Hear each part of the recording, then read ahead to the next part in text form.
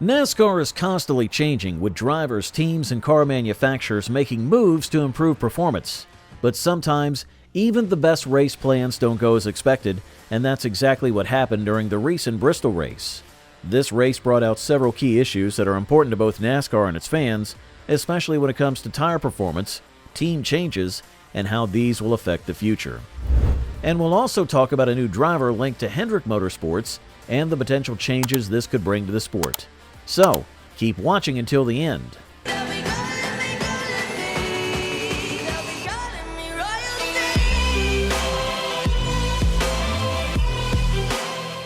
One of the biggest surprises during the Bristol race was the unexpected tire performance.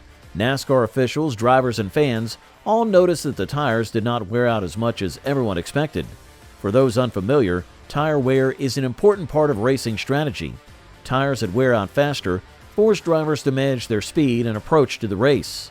They have to pit for new tires more often, and the worn tires make the car harder to control. This can lead to more excitement during the race, as drivers must balance speed with caution.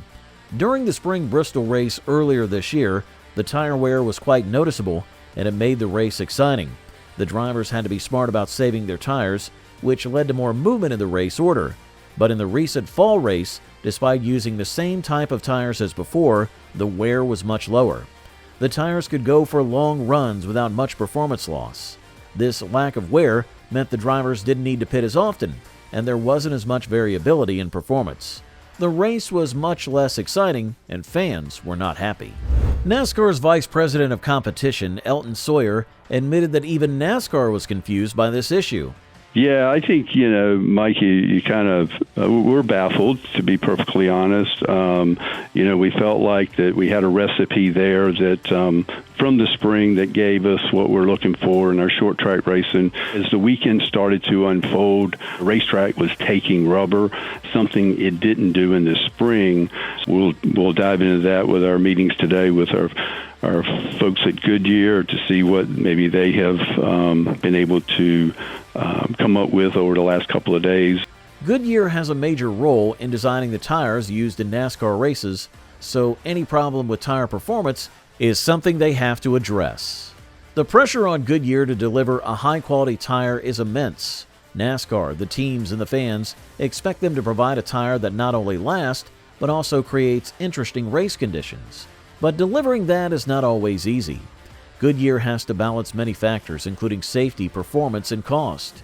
Making tires that wear out too quickly could lead to dangerous situations, while making tires that last too long can lead to dull racing, as we saw at Bristol. Denny Hamlin, a well-known NASCAR driver, has been quite vocal about the problems with Goodyear tires. On his podcast, Hamlin talked about how Goodyear's process for making racing tires is outdated compared to how they make tires for regular street cars. People have to understand that the process of making the tires is a very imperfect process. And there's a lot of reasons to this, but I think this is just kind of what I hear is that where they make the racing tires is very, very, very, very antiquated versus how they make new street Goodyear tires. The equipment they have, the preciseness of how the tires are put together, the mixture, all that stuff is very precise on your street tires. One example I can give you is, I can't remember if it was the spring of this year or the fall of last year, Martinsville. There was a date code that was 0.3 faster than all the other date codes. And so I believe at that time, Goodyear was like, yeah, that came in a little low on our softness, but we thought it was enough in range where it really wouldn't make a difference. And it was amazing at Martinsville. Whoever put them on, drove straight to the front. Hamlin also mentioned that Goodyear might not be fully to blame for all the issues. He speculated that there might be labor contracts or other factors that limit how much Goodyear can change its processes. But at the same time, Hamlin believes that NASCAR is putting too much pressure on Goodyear to fix problems with the next-gen car.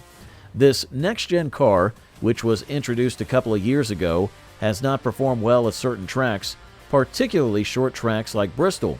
Instead of redesigning the car, which would be expensive, NASCAR has been trying to fix the problem by tweaking the tires. It is a car problem. We are trying to fix it with tires because that's the most economical way for us to fix it. me as a car owner, I do not want to buy any more parts or pieces for this next-gen car. We already have a tough enough time keeping up with all the changes that we've had to do to this thing. I said years ago, we got to just design a next-gen 2.0. Take that off the record because it's just going to be way too expensive. We just didn't do a great job with design from the get-go, and this is what we got. Kyle Larson, another top driver, also weighed in on the tire debate. Larson recently posted a long thread on social media where he questioned whether Bristol ever really had significant tire wear in the past. He noted that even before the next-gen car, Bristol was always a tough track for passing, with long stretches where one driver would dominate the race. Larson doesn't think it's fair to blame Goodyear entirely for the lack of excitement at Bristol. Instead, he pointed out that the current car design is part of the problem, as it makes all the cars too equal. When everyone is running at the same speed, it's harder to pass, and the races become less interesting. Despite all the criticism, Larson did acknowledge that some improvements have been made. He pointed out that the racing at certain tracks has gotten better compared to the first year of the next-gen car. He also mentioned that Goodyear is bringing a softer tire compound to an upcoming race at Martinsville, which could lead to more tire wear and more exciting racing. But for now, the debate over whether the issue lies with the tires, the cars, or both continues.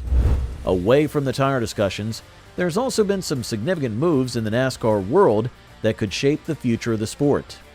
One of the most talked about moves involves Justin Haley, a young driver who recently signed a deal with Spire Motorsports. Haley, who is only 25 years old, has already made a name for himself in NASCAR, and his move to Spire is seen as a big step forward in his career. What makes this move even more interesting is the involvement of Hendrick Motorsports, one of the top teams in NASCAR. According to reports, Haley's contract is not just with Spire, but it also involves Rick Hendrick in some capacity. This has led to speculation that Spire Motorsports might be looking to become a Tier 1 Chevy team, similar to Hendrick.